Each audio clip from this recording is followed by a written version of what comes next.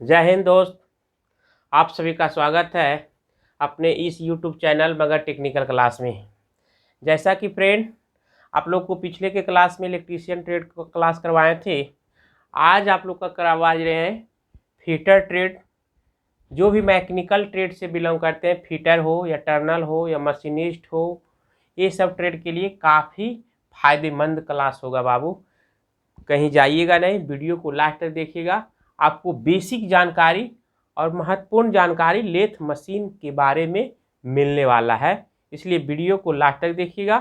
और वीडियो को स्किप करके भगा बहुत से लड़का देख लेता है, तो वैसे में भगाइएगा तो आप भी जानकारी के क्षेत्र में पीछे हो जाइएगा, समझे। तो ध्यान देकर देखना है। अरे 15 मिनट का वीडियो रहता है, ज़्यादा थोड़ा रहता है, इसलिए अच्छा से देखिएगा। आज आप लोग कॉमन चीज़ जान जाइएगा कि लेथ होता क्या है, लेथ मशीन का मेन पार्ट्स क्या है, कौन कौन इसका नाम है, किस धातु का बना होता है, ये सब के बारे में आप लोग को हम बताएंगे। तो सबसे पहले आप लोग को क्लास स्टार्ट कर रहे हैं, देखिएगा, कहीं जाइएगा ना, वीडियो लास्ट तक देखिएगा भाई। लेथ मशीन का कहता है आविष्कार 1700 ईस्वी में हुआ। लेथ मशीन का आविष्कार कितना हुआ? 1700 ईस्वी में हुआ। और किसने किया?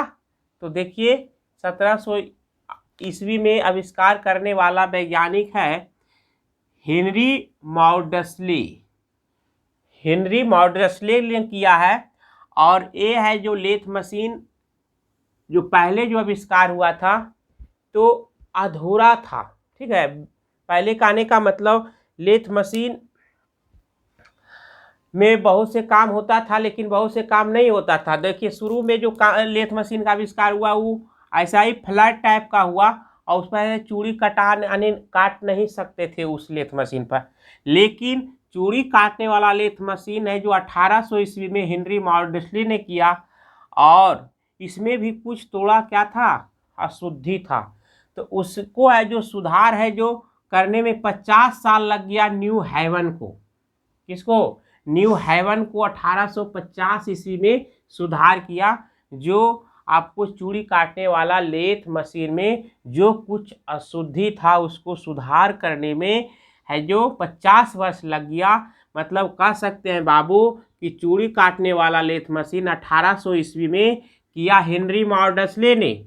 और हेनरी मॉडस्ले ने जब खोजा तो उसमें कुछ अशुद्धि था, और ये अशुद्धि को है जो दूर किया कौन? न्यू हेवन ने। क्या किया?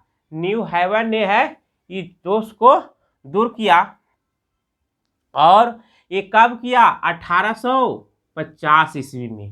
कब किया? 1850 ईस्वी में किया। तो मॉडस्ले ने 3 मीटर फेस वाला है जो लेथ मशीन का खोजा। देखिए इसमें बता दिए हैं कि मॉडस्ले ने 3 मीटर फेस वाला है जो फेस प्लेट जो होता है ना, नीचे जो फेस प्लेट होता है, इस प्रकार से आपको हम बताएंगे फेस प्लेट क्या होता है। वी टाइप होता है, फ्लैट टाइप होता है। तो ये है जो लेथ मशीन का खोजा 3 मीटर वाला। कौन? मॉडस्ले ने ये जो खोजा, जो समझ गए। और कहता है कि लेथ मशीन का दूसरा नाम है जो खराद मशीन है। लेथ मशीन का दूसरा नाम क्या है? खराद मशीन। देखिए यहाँ पे लिखा हुआ है खराद मशीन, समझ गए। आप लोग को अगर क्वेश्चन पूछेगा कि लेथ मशीन का दूसरा नाम क्या है तो कहिएगा खराद मशीन है।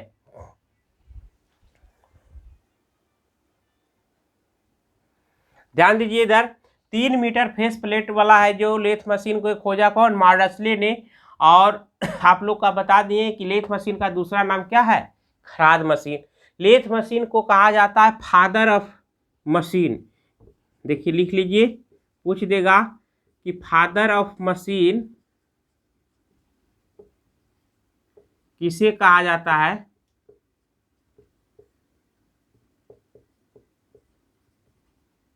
यह मशीन का जनक, इसको हिंदी में कहते हैं मशीन का जनक।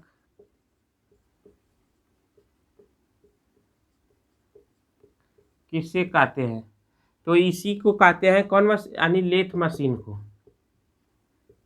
नोट करेंगे, इसलिए कहा जाता है फादर ऑफ मशीन कि लेथ मशीन पर लगभग सभी मशीनों का काम वो हो जाता है। जैसे लेथ मशीन पर अगर पाइप को काटना है, ठीक है बाबू, तो पाइप को भी आप लेथ मशीन पर ले जा करके क्या है, काट सकते हैं।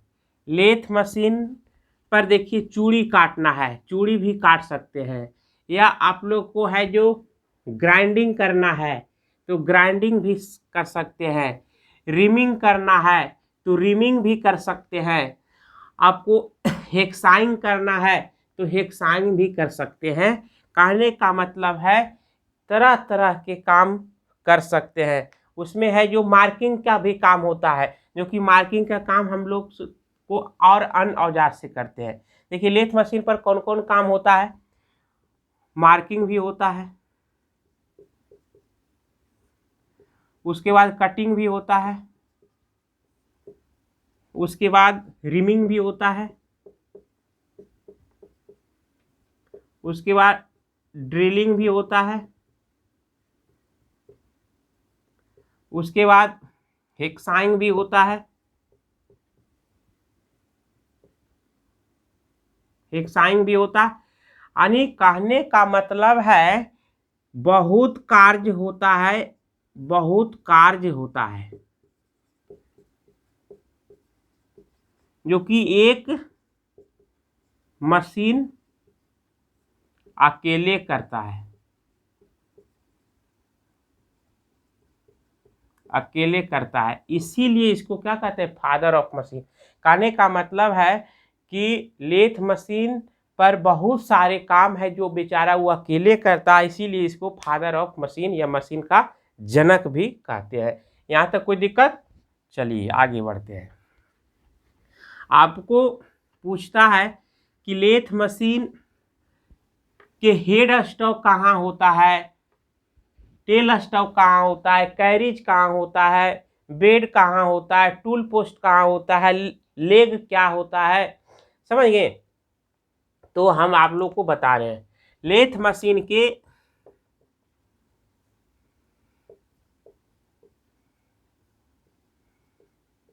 का मुख्य भाग, हम आप लोग को मुख्य भाग के बारे में चर्चा करेंगे और बारी बारी से जानेंगे कि क्या क्या होता है इसका मुख्य भाग, ठीक है? तो देखिए लेथ मशीन का मुख्य भाग में पहला होता है हेड स्टॉक।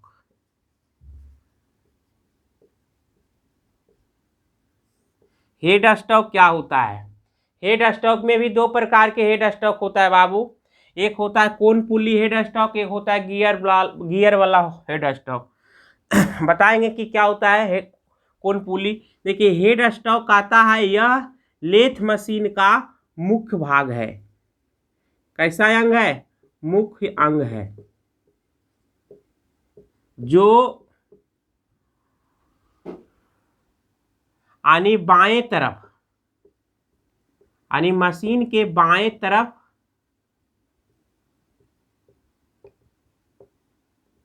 अवस्थित होता है। हम आप लोग को फिगर भी बना करके दिखाएंगे।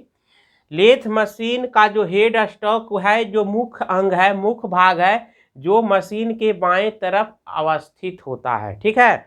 और हेड स्टॉक में ही लगा हुआ होता है चक, जो आप लोग देखे होंगे उसको क्या है, घुमाता है, मोटर लगा हुआ होता है उसमें, स्लीव में कसा हुआ होता है उसको। तो वो जो आप लोग को देखते होंगे जो घूमता है, जिसमें दो प्रकार के होता है चक, ऐसे तो टूजा भी चक होता है, इसमें है जो थ्री जा चक और फोर जा चक।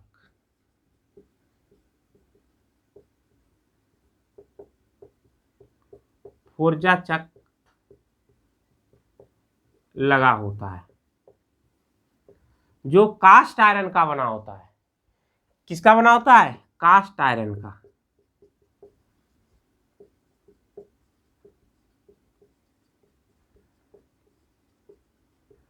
समझ गए? जो भी कटिंग उटिंग का काम करता है वो हेड स्टॉक करता है। हेड स्टॉक में होता था कोन पुली वाला, तो कोन पुली पर चैन लगा हुआ होता था, समझे?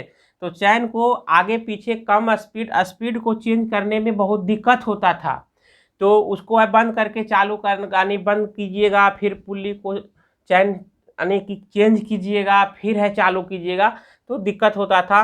तो अबरी आ गया है हेड स्टॉक में आ गया है gear type, geared head stock, ठीक है, हेड स्टॉक। तो गियर में क्या होता है कि 3 गियर होता है, तो उसमें है लो है, मीडियम है, हाई है।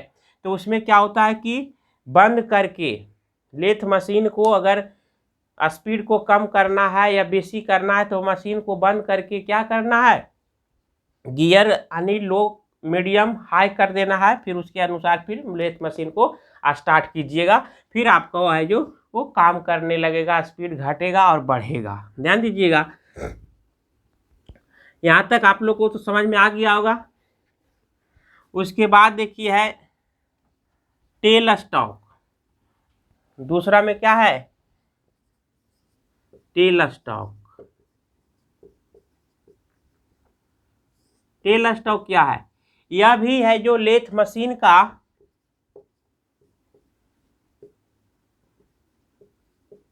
मुख्य अंग है,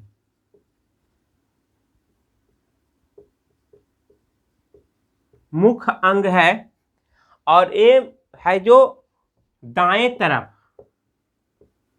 क्वेश्चन पूछता है, दाएं तरफ स्थित होता है।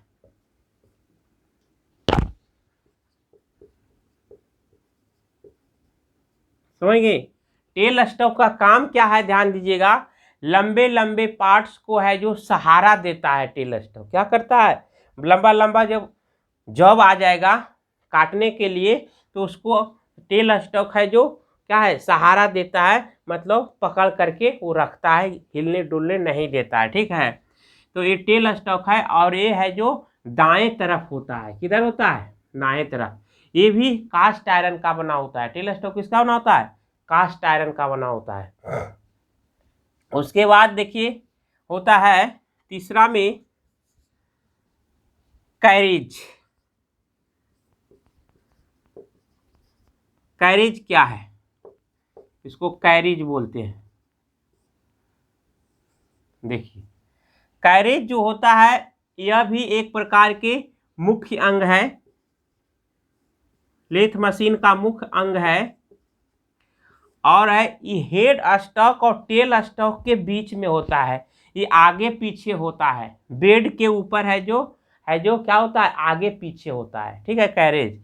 और कैरेज जो होता है ध्यान रखिएगा, ये इसी में है जो क्या होता है कि हेड स्टॉक में जब कटता है तो कैरेज है जो उसको बीच में जो क्या करता है, मतलब सपोर्ट करके रखता है, और उसमें एक तरह का क्या करता है कि टेल स्टॉक के बगल में है जो काटने में जो है मदद करता है कैरेज। कैरेज हमेशा है जो स्पीड करता है, यानी कि हेड स्टॉक और टेल स्टॉक के बीच में बेड पर है जो आगे पीछे गति करता है। ये कैरेज के बारे में बता दिए। उसके बाद देखिए आपको होता है, क्या होता है अगला चौथा पार्ट का नाम है बेड। देखिए बेड क्या है, बेड, बेड भी यह मुख्य अंग है, ठीक है, बेड भी क्या है, मुख्य अंग है। और ध्यान दीजिएगा ये जो होता है 3 प्रकार के होता है, यह 3 प्रकार के हैं, जिसमें फ्लैट बेड बेज,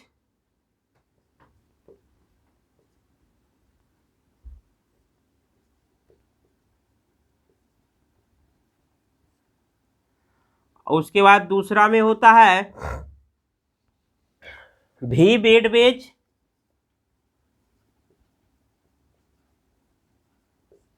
और तीसरा में आप लोग को होता है कॉम्बिनेशन बेड बेज,